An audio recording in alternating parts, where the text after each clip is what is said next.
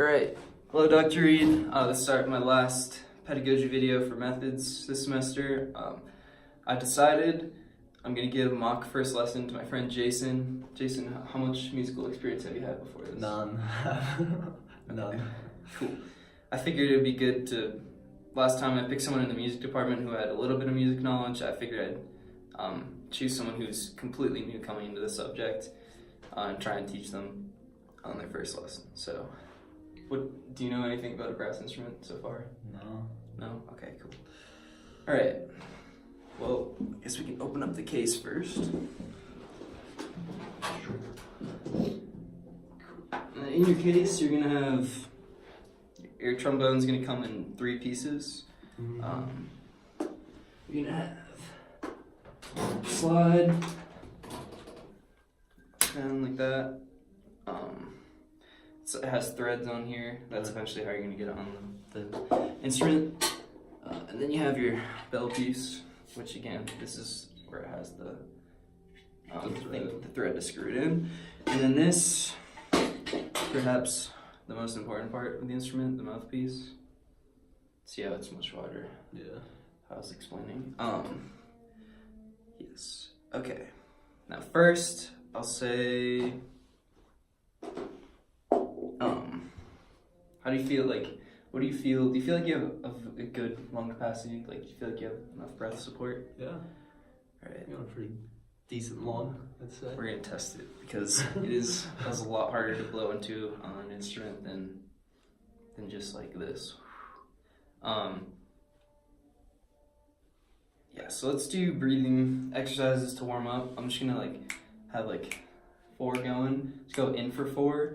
Try and fill up, starting from the bottom of your stomach first, and then eventually filling up everything. The goal is to use up 100% of your lungs capacity. All right. So I'll go in for 4. So.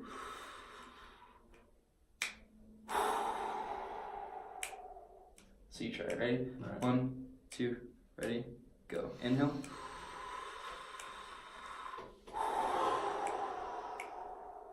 Cool, so I noticed on the first run, you started and you inhaled super quickly right away and your shoulders went up.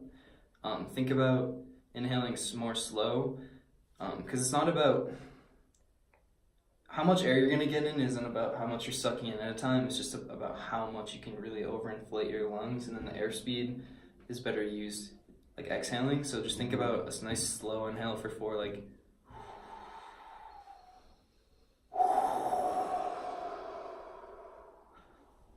Cool. So try inhaling again for 4. Think about the motion starting here and then eventually getting up to here. So ready? 1, 2, 3, 4. Exhale. Make sure it's through the mouth. Oh, okay. And make sure you're inhaling through the mouth as well. 1, 2, 3, 4. Exhale. Try it again, but start lower. Ready? Inhale. 1, 2, 3, 4. Out. It's a lot better already. Cool. What else can we do for breathing? So the goal, because this is a brass instrument, it will warm up once you start playing it. And once it's warm, it can create a better tone per se. So you're gonna want to use something we like to call warm air, which when you have soup or something, you take soup and you blow it off. You can feel you put your hand in front of your face. It's cold. Yeah. We want to do warm air, almost like you're fogging up a window, but it's more of an exhale.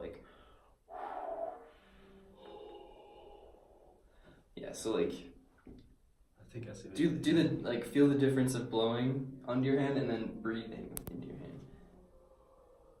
Feel how it's a much warmer breath. That way we can warm up our instrument and play more in tune. Generally.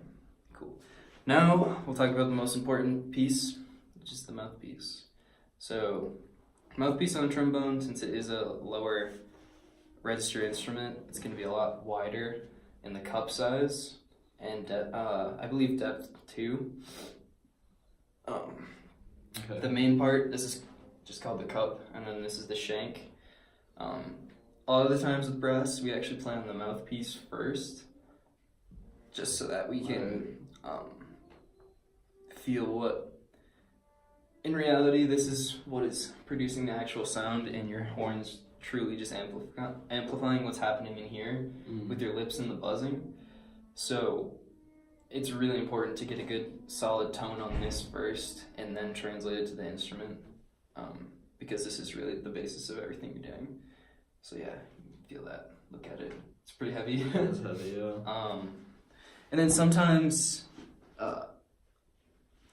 popular teaching tools, you can use this type deal, which this can connect to your horn, and you can have the mouthpiece on it while it's on your horn, so you can be in the playing position. I can show you that when we get there. But first, I'll just have you. We want to try and form this thing called an embouchure, which is the way your lips are sitting in the mouthpiece. Okay. So think about almost like, I think of like a frown, and then I think of saying, like, just kind of puckering my lips. Try and like pucker them, almost frown, tighten them. Maybe not lower like that, but just kind of like make sure the edges are tight, because you want to have a good seal through the cup. And then you're gonna want to, like, it's really just what I was explaining earlier with just, you really want to, flapping your lips like that is going to create the tone inside of the cup, and then it's going to amplify through there. So that's kind of the basis of what you're doing. So first, I want to just have you do that for like a few, like 4 times. Just go, kind of get your mouth. Think about taking that deep breath from the lower first, and then gets higher, and then do the exhale. Cool. And then obviously, since the cup is only that big, you're gonna have to tighten your lips a little and do that motion with just a smaller part of the lips. You know what I mean? Yeah. Does that make sense? Yeah, kind of. See, that's kind of the motion and the embouchure. That's what I mean when we're trying to form an embouchure. Okay. So I'm gonna have you try and play on the mouthpiece a little. Just try and first off, just blow straight air through it without forming your embouchure or anything, and just see what it's like. Blow air through it. Not a lot of back pressure, pretty easily. Yeah. Cool. Now try and have the mouthpiece out here. Oh, also, actually, let me teach you this. When holding the mouthpiece, it's really important.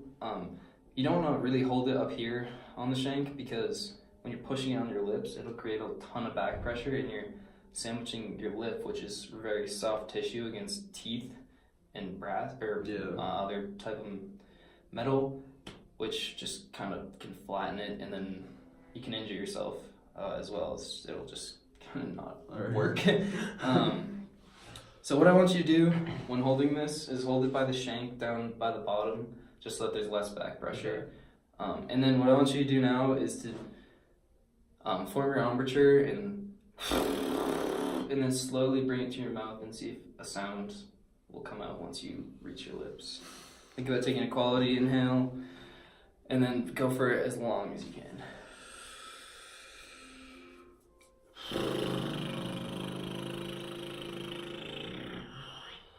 Try and... Is that kind of... Try it again. I think you were scared when you got to your mouth. Okay. I think you were very scared when you got to your mouth, but don't be. Just kind of push through. It's gonna be a weird, like, feeling on your mouth that you've never had before, but trust me, it's the right one. So Okay. Try it again. You can start closer to your face so you don't exhale too much at the beginning.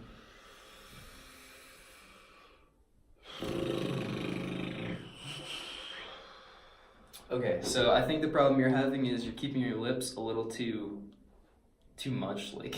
So they gotta be like the more of like the embouchure. Okay. So try and think about tightening your lips, and then like that. just like Okay. that. Now try it just like that. Take a quality breath, bring it to your face, and try it just like that. It doesn't. Yeah, exactly. It doesn't seem like a pretty sound at first, but Yeah. that is like, that's fine. That is perfectly fine for It's gonna create a sound on the instrument for sure. And you formed your embouchure. Now you know what it feels like. So try that a couple more times. All right. Try and just get. I know it's gonna be hard to find a tone, but try and find a tone and just lock it in, and blow that same airspeed and that same like frequency through the mouthpiece. Okay.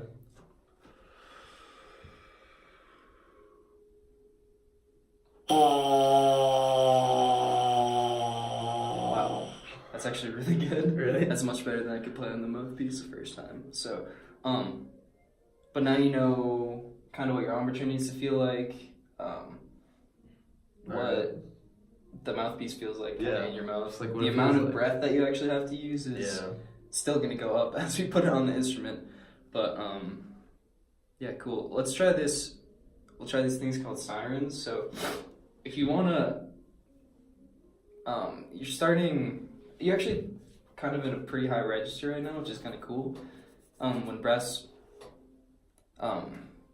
musicians start, usually they'll like kind of side towards having a higher register or a lower register just based off of how they work. And I think that once you realize how to form the embouchure, you're gonna have a little bit of a higher register. I don't know though. We'll see. But actually, we can talk about this too. Actually, no, I think you're good on the lip placement. Can you just show me like on your face how you put it up? You mean like? Just, yeah, cool. Just what I thought. Usually, like with the different mouthpieces, trumpet is gonna be pretty square on your lips, north to south and east to west. Typically, tuba and horn and trombone sits a little bit higher up, just because the nature of the mouthpiece. But you're doing fine with that. Now we're gonna try these things called sirens. So if you want to make your pitch high, like if you want to alter your range of your pitch, you're gonna want to either increase or decrease airspeed. So what do you think increasing airspeed will do? It's a higher pitch. And then decrease will be lower. Yeah. So try first. I don't. You try and do these things called sirens. It's gonna sound like one. Just try and start low, then increase your airspeed and push up to a higher note. It's gonna sound like a siren. That's why they call it that. Okay.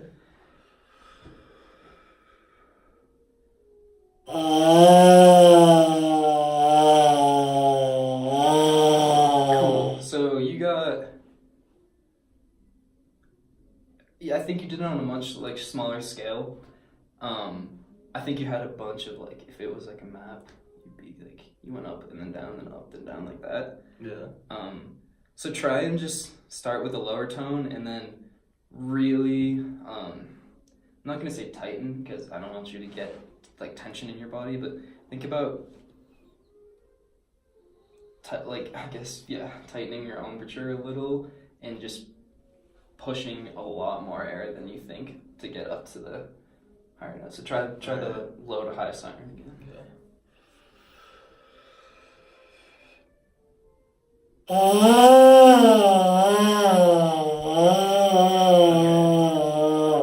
Cool. So I think you did the same thing, but the first one was really good. Like you got really high up, and then I think it dropped back down. Just because I think you're kind of giving gusts of air at first. Try and just have like a steady stream through, and it's just like, if without a mouthpiece, it just sound like something like that. All right. So try that. Try that one more time. All right.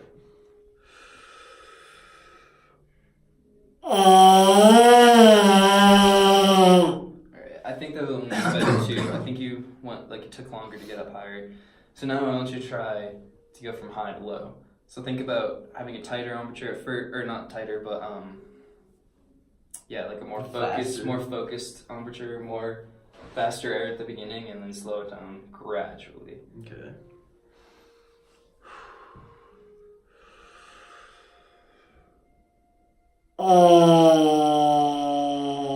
Yeah, so you're really good. I think that it's definitely easier to start with a higher airspeed and lower it, just because Yeah. Your muscles are doing Yeah. like, physically less. Yeah. Okay, cool. Now from here, try and translate the sound you made on the mouthpiece to the instrument. So here's your slide. Here, I can take this for now since you're not needing it in a second. So you see the threads here, Yeah. and then this is the bell part. Alright. How taught to put it on is kind of have your slide. I like to put it, I guess this would be parallel to or perpendicular to my feet on the floor. And then you create a right angle with the bell over the slide. Okay. And then tighten Twisted Tighten that on. That's pretty good. And then you have your mouthpiece, which goes right here. When I put my mouthpiece on, it's important not to hit it in, because then sometimes it can't come out, and you have to use a mouthpiece puller or pliers, which can ruin the instrument. What I like to do is just kind of put it in and then give it like a slight right turn almost, just so it secures it a little bit. I don't really know because I've never done it. If you tip it over, it'll fall out, but I know mouthpieces can fall and they can't get damaged, and they're decently expensive. So, Alright. And then I guess I can explain this little tool now. I'm not actually sure the name of this, but it's a tool to use the mouthpiece, your mouthpiece, and be able to buzz while holding your instrument. So like this, the mouthpiece is going straight into the instrument. Yeah. You can play, but if you take it out and you put it in like this, mouthpiece is still exposed and you can still give a buzz. So now, quickly we'll talk about posture and how you're supposed to hold the instrument. So posture first, like how you're sitting. Where you're sitting at is actually like pretty decent. I'd say like kind of have your chest up more. Think about if you were to be sitting down, could you easily just kind of rise up from that position standing up? Like that? Just like how easy you can get up? Yep. Yeah, something like that. So I think that's decent posture. Now the actual trombone. So it's a weird, very awkward instrument at first. It's gonna want to go up onto your left shoulder, and then so you can do that. Actually, it'll be easier. Up onto your left shoulder. Yeah, I'd say hold it. Actually, this is easier if I show you, I think, than it is to explain, because the hands are kind of weirder. So I like to, before I pick it up, just kind of grab it. I form rock and roll. And then you kind of have your thumb out. Yeah. And then these two fingers will go right in here. Okay. Right on the slide, but make sure they're not actually on the slide because you pinch your fingers. Yeah. This one goes here, and that one kind of wraps in there as well. You're kind of forming, like I said, I think about this, and then putting that finger down and this one over. The most important part is this thumb to finger, because that's going to be holding up a lot of the instrument. Okay. So yeah, you can put your finger up here, more by like the shank. Yeah, now pick it up onto your left shoulder. Make sure you're holding the slide, because it can fall.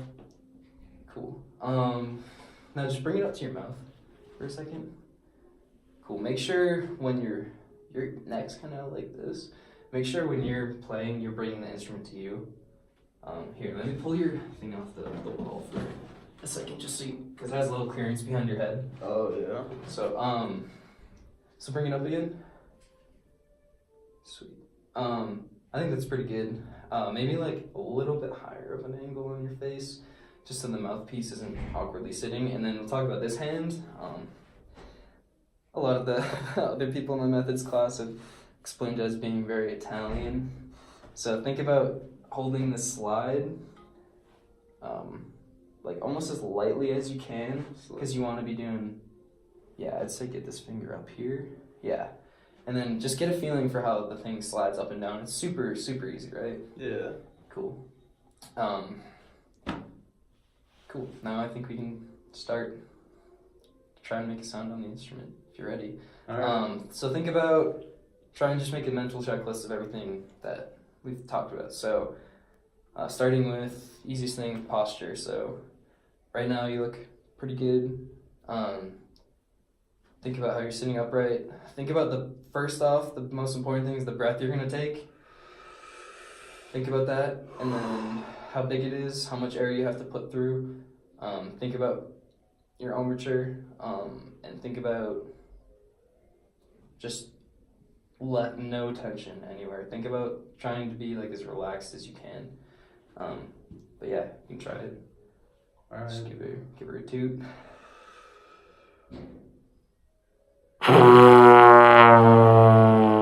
Cool. I think you're also kind of weird that like the way you're holding it is making it a lot harder for you to play. So here, put it down for a second. Yeah. I'll show you something. I had trouble with that too at first. You're kind of like doing this. It can totally sit like completely sideways if you want, just so it's easier to bring the mouthpiece to your face. And then think about with your air. Here, I'll do that. It's easier.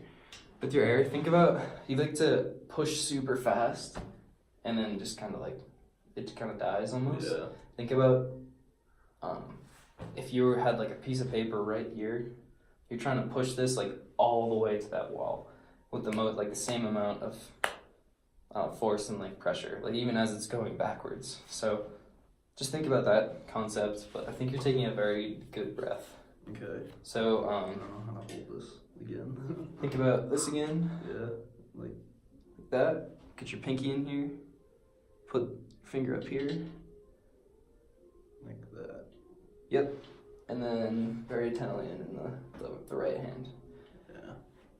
So much better. Think about again too, bringing the instrument towards you instead of the instrument. You towards the instrument. Cool. Like right about here. Mm-hmm. And then I also think on your breath you can like physically open your mouth more, like.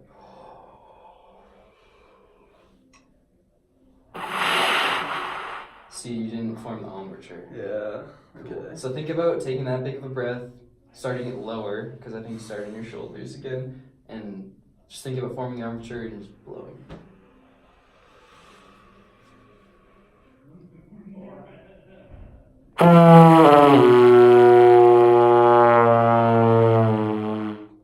Cool. So I think you do understand, like you think you learned. I learned something. Okay, for sure. For sure. But yeah, you can put this down. Alright. Cool. Now I just want, could you give me like a checklist of things before you sit down at a practice session? Like, what do you think You you gotta should have do? good posture first. You can't Alright. be like hunched over, and then you gotta, do your breathing exercises and like make sure your lungs are good. Make sure you got a good embouchure, and then I don't know. Cool. I think you did really well for the first time. Sweet. Definitely better than I could have done.